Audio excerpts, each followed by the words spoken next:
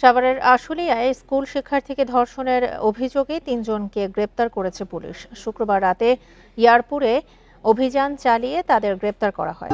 Bundle থাকলে প্রতি সেনমানিতে টাকা বাঁচবে। বিকাশ সেনমানি বান্ডেল কিনে জিতুন প্রতি লেনদেনে। দুপুরে রিমান্ডের জন্য তাদের আদালতে পাঠানো হয়েছে।